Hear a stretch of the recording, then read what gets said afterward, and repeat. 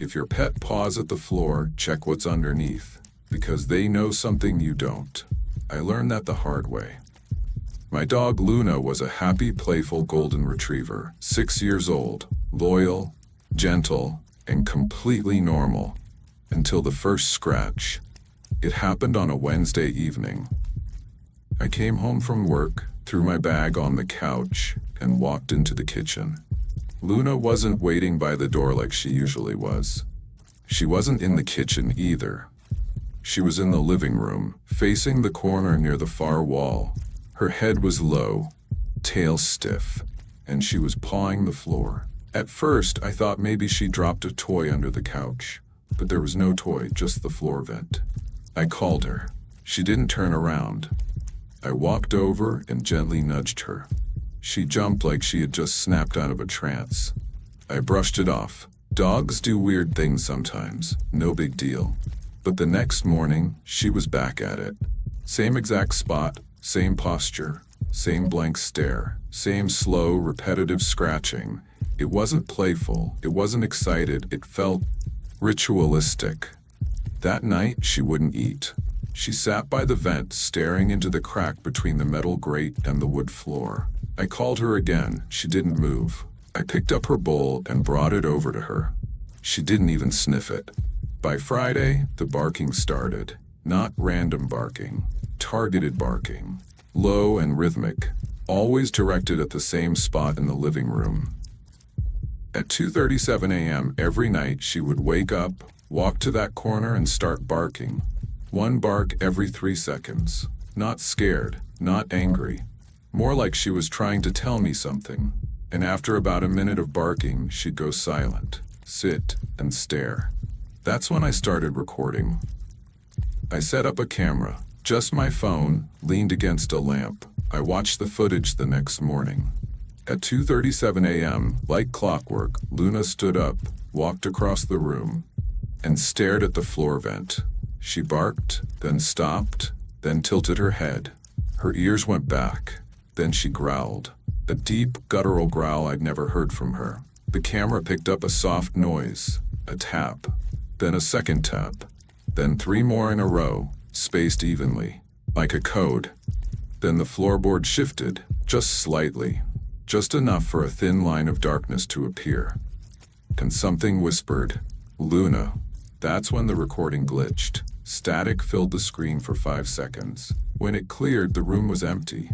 Luna was gone. I ran in, no sign of her. The vent was still in place, no scratches, no damage, just silence. I called her name. Nothing. I called the police. They asked if I had any enemies, if someone might have broken in. But the doors were locked, the windows sealed, no sign of forced entry. I showed them the footage. They asked to take the phone. I never got it back. They told me to stay somewhere else for a few days while they investigated. I packed a bag, went to my sister's place. I didn't sleep that night. The silence in her house felt wrong, like my ears were waiting for a sound that never came. At 2:37 a.m. I heard it again. Scratching. Not from Luna. From under the bed. I looked. Nothing. No dust.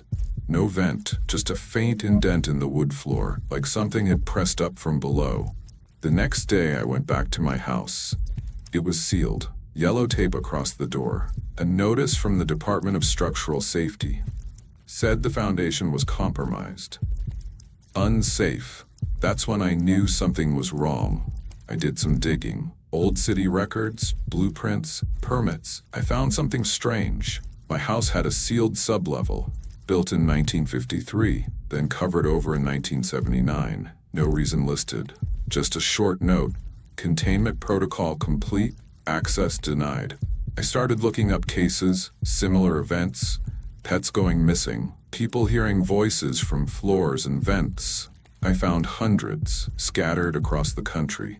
Different decades, same details. Animals scratching the floor, disappearing. People reporting breathing under their homes, footsteps between floors.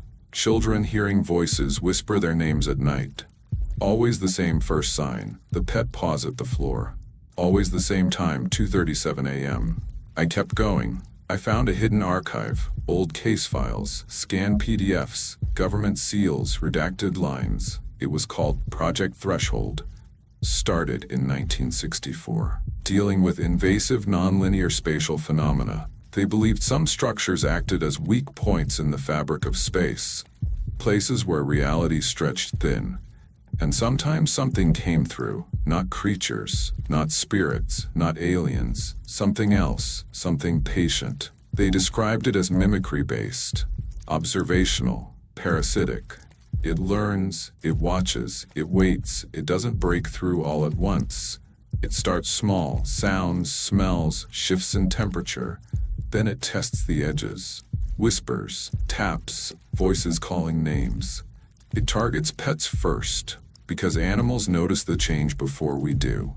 They sense the unnatural, and they try to warn us. But we don't listen. We scold them. Tell them to stop barking, tell them to stop scratching. We shut them in other rooms until it's too late. I reached out to someone who used to work for Threshold. He responded with a single message. If it called your dog by name, you're already marked. It knows your scent now. Leave. Change your name. Never go back. I didn't believe him. Until last night, I was staying in a cabin 2 towns over. Remote, quiet, no vents, no basement. At 2:37 a.m., I woke up. The room was still, dead quiet. Then I felt it, a pressure under the bed, like something was pressing up, not hard, just enough to shift the mattress. I froze. Then I heard it, scratching from the wood floor under the bed. Then a whisper, right beneath me. It said, "Come down here." Not in my voice, not in Luna's, something in between. Something trying to sound familiar, trying to sound harmless, but failing. I didn't move, didn't sleep. When morning came, I packed up and left. I've been driving ever since. Motel to motel, different towns, no schedule, but I know it's still following me, because every night it gets closer. The scratching moves up the walls, the voices grow clearer. Sometimes they say my name, sometimes they say hers. Luna. If I close my eyes, I can see her, standing in that corner, pawing the floor, trying to stop it from coming through, trying to protect me. And I ignored her.